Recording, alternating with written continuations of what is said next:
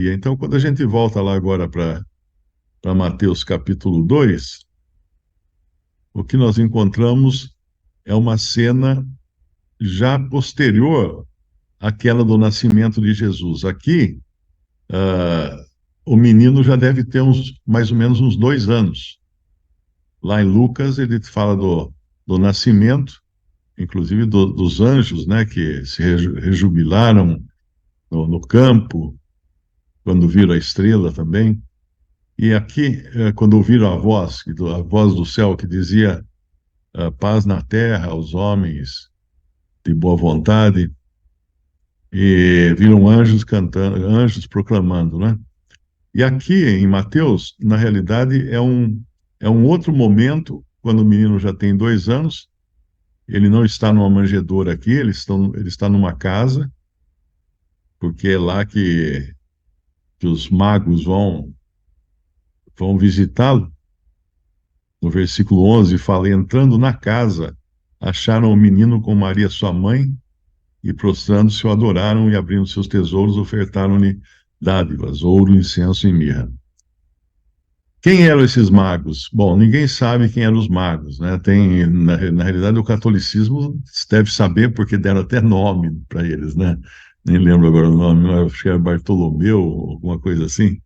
Deram 3 nomes, né? Encontraram 3 nomes desses magos, se bem que nunca diz nos evangelhos que eles eram três, diz apenas que eles eram os magos. E talvez achem que eles fossem três, porque eram 3 presentes que eles trouxeram. Mas nós não sabemos também se era um presente de cada um ou eles fizeram de outra maneira. De qualquer maneira, magos, eles eram, a gente pensa em magos sempre na forma de bruxos, né? Como se fossem bruxos ou como se fossem aqueles que fazem mágica com prestidigitação, com cartas, com coisas assim, truques, né? Faz truques. Na realidade, magos naquela época eram cientistas.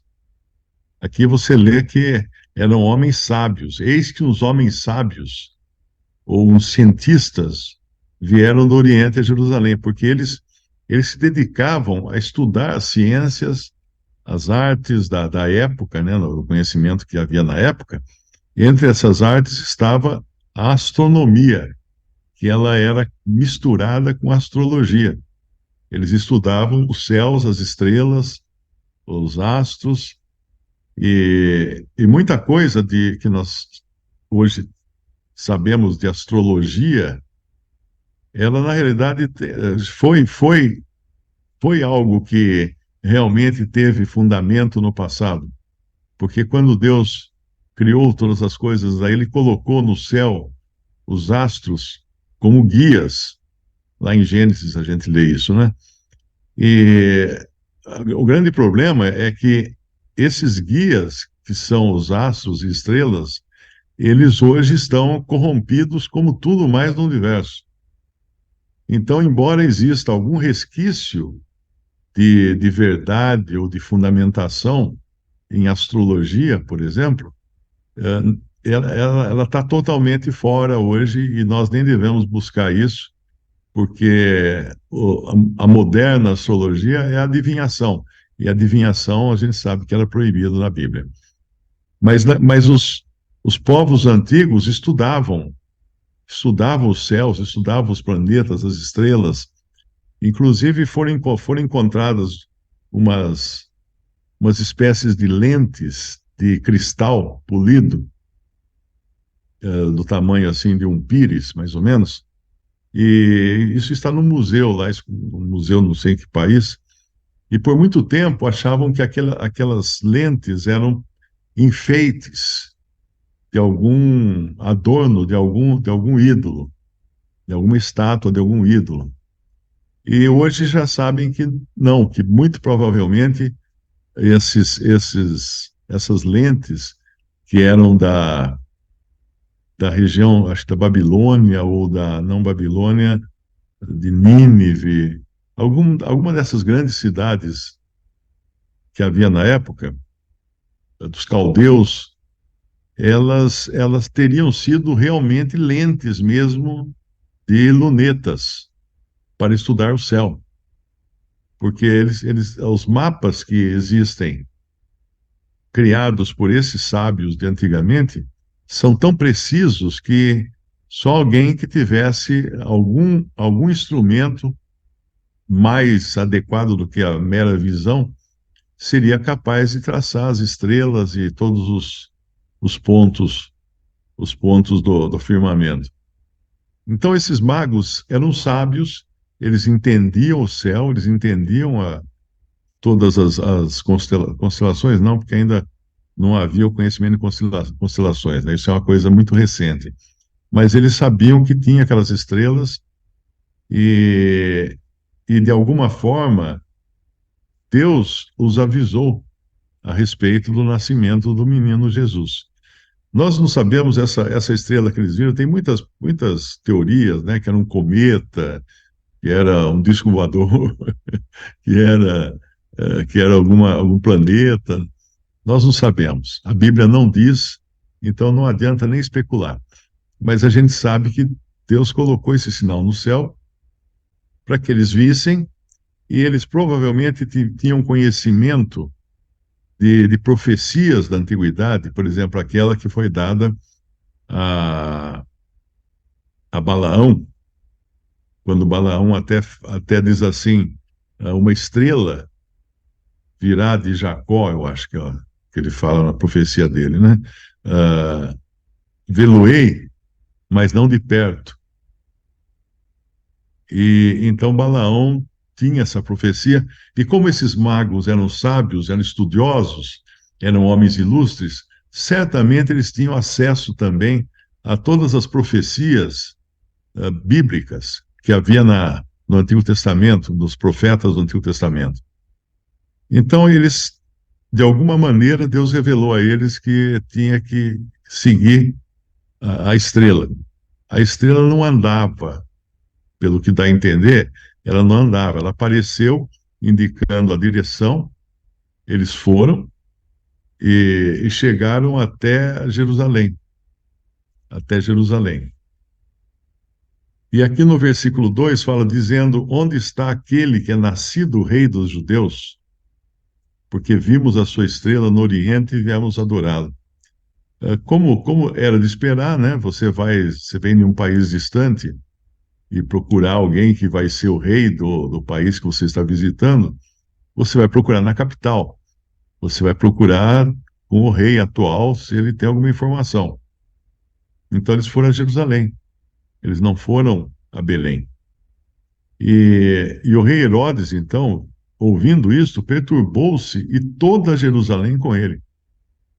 Embora Herodes fosse um tirano, fosse um rei muito mau, ele não era um judeu, ele era convertido ao judaísmo, mas ele era um idumeu, ele era um descendente de Esaú, era descendente de Esaú, e ao que parece o povo estava contente com ele, porque quando fala que tinha outro rei, todos ficam perturbados, perturbou-se e toda Jerusalém com ele. Então, ninguém queria um novo rei.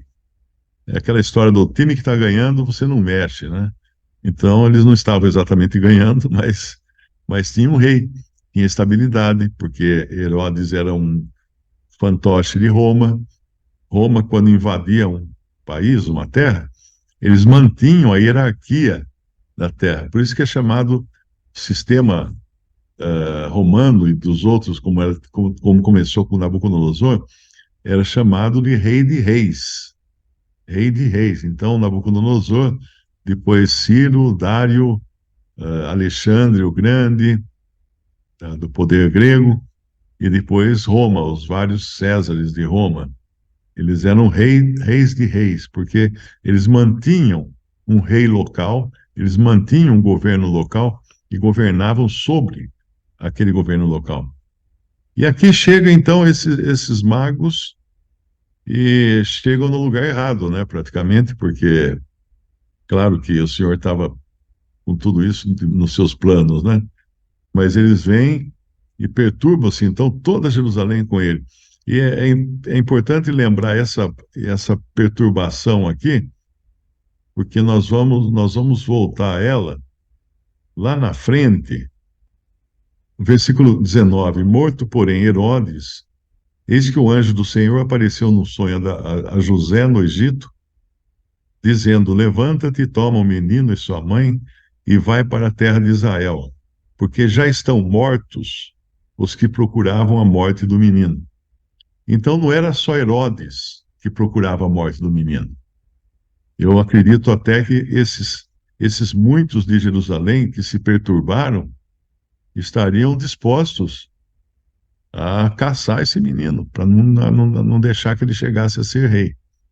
Então a situação com a vinda de Cristo ao mundo mexeu com tudo, não apenas com homens, com a política da sua época, mas até mesmo com a esfera espiritual. Porque no Antigo Testamento você encontra muito raramente casos de possessão demoníaca. Mas quando Cristo entra no mundo, a gente vê que são muitos os que eram possessos de demônios. É como se eles estivessem em polvorosa. E eles estavam esperando alguma coisa acontecer, porque tem aqueles que o Senhor vai expulsar, eles falam assim: vieste antes da hora, né? E pede para não serem lançados no abismo, porque eles estavam sabendo que alguma coisa ia acontecer com eles. Então ficaram em polvorosa. Então o Senhor, quando entra na terra, ele não apenas deixou intranquila a população, mas deixou intranquilas as hostes espirituais da maldade. E a questão aqui que entra é: se uma pessoa se sente intranquila com a presença de Cristo, ela é bom que ela pense duas vezes, porque ela pode estar fazendo o mesmo papel dessas pessoas que queriam se livrar de Jesus e dos demônios. Os demônios que ficaram arrepiados com a chegada dele. No versículo 4 diz: Congregados todos os príncipes ou principais dos sacerdotes e os escribas do povo, perguntou-lhes onde havia de nascer o Cristo. Então, certamente Herodes mantinha esses sacerdotes, esses escribas, em busca de orientações, de profecias, de adivinhações, coisas desse tipo. E eles lhe disseram, os escribas: em Belém de Judeia, porque assim está escrito pelo profeta: E tu, Belém, terra de Judá, de modo nenhum és a menor entre as capitais de Judá, porque de ti sairá o guia que há de apacentar o meu povo Israel. Então eles sabiam que viria de Belém o guia, o Messias prometido, para apacentar o povo de Israel, o pastor prometido.